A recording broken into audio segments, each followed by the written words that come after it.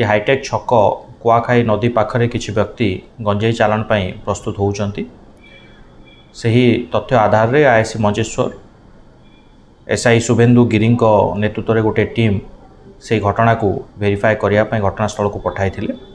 शुभेन्दु गिरी एवं मंजेश्वर थानार अन्यान्य स्टाफ घटनास्थल को पहुँची किछि व्यक्ति को संदिग्ध अवस्था सेठारे पाइथिले। खबर आधार रे आम टीम जेतबेले सही व्यक्ति मान को जेरा करथिला सेमानकर कथावार्ता संदेहजनक जना पड़िथिला।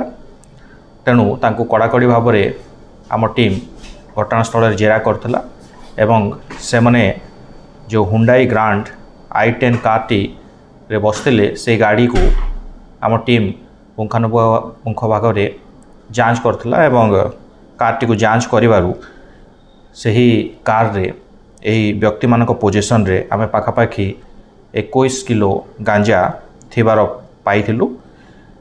सही तथ्य आधार आम पुनर्बार से जेरा करूँ एवं जेरा समय यही व्यक्ति मैंने स्वीकार करते कि से गाड़ी रे गंजेई चालान करुले। सही तथ्य आधार रे यही व्यक्ति मान विरुद्ध में मंचेश्वर थाना case number 505/24 under section 20B सबक्लस 2C NDPS act रे एक केस रुजु करागला एवं सही केस आधार यही व्यक्ति मान को गिरफ करा जायछि।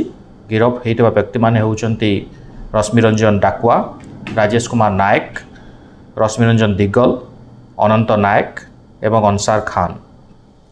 तांको पाखरु आमे 21 केजी गांजा, गोटे हुंडाई ग्रांड 110 कार, गोटे यामाहा फेजर बाइक, गोटे बजाज कैलिबर बाइक एवं 5टी स्मार्टफोन जबत करिबारे सक्षम होइछु।